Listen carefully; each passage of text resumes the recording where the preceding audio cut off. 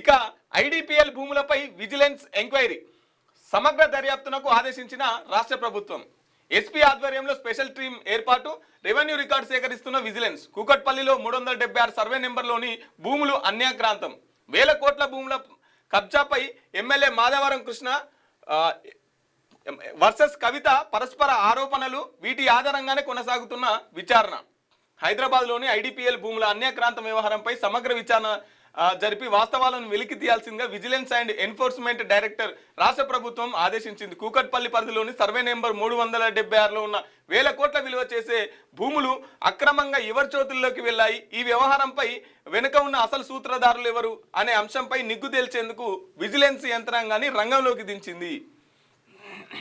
దగ్గర 900 ఎకరాలు ఏముంటుంది, 9,000 కోట్లకు సంబంధించినటువంటి భూమి 150 ఎకరాలు మాయమైందట. 150 ఎకరాలు చెరువును సైతం కబ్జా పెట్టినట్టు ఎవరు? మాధవరం కృష్ణారావు కొడుకు. చెరువును సైతం కబ్జా పెట్టి చుట్టూ కంచెలు నాటుకొని దాంట్లో రియల్ ఎస్టేట్ ఫ్లాట్లు పెట్టి అమ్ముతుండట. దీన్ని ఎవరు బయట పెట్టిరు? కవితక్క బయట పెట్టింది. లేదు మీ భర్త అనిలే. ఏం కంపెనీ అది? మీ భర్త అనిలే ఓవర్లాప్ కంపెనీ అనేతోని ఆ కంపెనీ పెట్టిండు మీ భర్త అనిలు. మాకేం సంబంధం లేదమ్మా, మీ ఆయననే భూములన్నీ కబ్జా చేసిండు అని చెప్పేసి ఎవరు? ఎమ్మెల్యే గారు అంటున్నారు, మాధవరం కృష్ణారావు. కవితక్క ఏమంటుంది?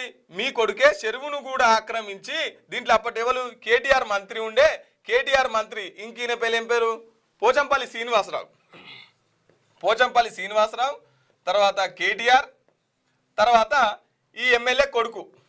ముగ్గురు కలిపి 150 ఎకరాలు మింగిరాట.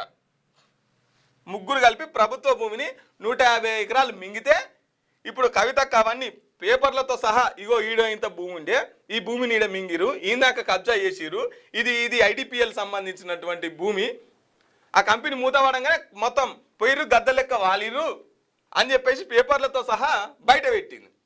ఇక దానికి సంబంధించి అరే భూమి గిట్టెట్లా అని చెప్పేసి ఇప్పుడు కాంగ్రెస్ గవర్నమెంట్ ఒక ఎస్పీని పెట్టి ఒక కమిటీ వేసి దాని మీద ఎంక్వైరీ చేస్తున్నారు.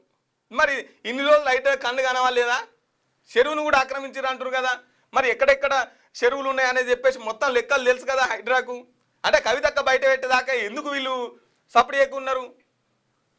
ఇక చూడు, కవితక్క యాత్ర మొదలుపెట్టి బీఆర్ఎస్ వాళ్ళు ఎక్కడెక్కడ ఏమేం చేసిరు అని చెప్పేసి అన్ని బయట పెట్టుకుంటూ వస్తుంది. ఇక ఇప్పుడు వాళ్ళ అనుకుంటుండాలి, ఊకినన్నా బయటికి తోలుతామేమరా నాయన, ఊకినన్నా బయటికి గొడవలా, ఊకినన్నా చిన్న ఏదో సర్ది చెప్పి ఇంట్లోనే పెట్టుకుంటా అయిపోవు. రేపు ఈ ముప్పు కేటీఆర్కి వస్తుంది, కేసీఆర్ దాకా వస్తుంది. ఆల్రెడీ హరీష్ రావుకి పెట్టింది, హరీష్ రావుకి గురి పెట్టింది. హరీష్ రావును ప్రతిరోజు బయటికి తీసుకొచ్చే ప్రయత్నం చేస్తూనే ఉంది. రేపు కేటీఆర్, తర్వాత కేసీఆర్. అంతిమంగా ఇప్పుడు కేటీఆర్ నన్నా మీ ఎమ్మెల్యేలనన్నా హరీష్ రావు నన్నా కూడా దీనికి అధినేత కేసీఆర్ కాబట్టి ఆటోమేటిక్గా ఆయనకే కలుగుతుంది. ఇంకో ఇట్లా కవితక్క అలా అందరు జాతకాలను మొత్తం బయట పెట్టుకుంటూ వస్తున్నటువంటి పరిస్థితి. మీకు వార్తలు రాయడం, విశ్లేషణ చేయడం వచ్చా? అన్యాయాన్ని ప్రశ్నించడం తెలుసా?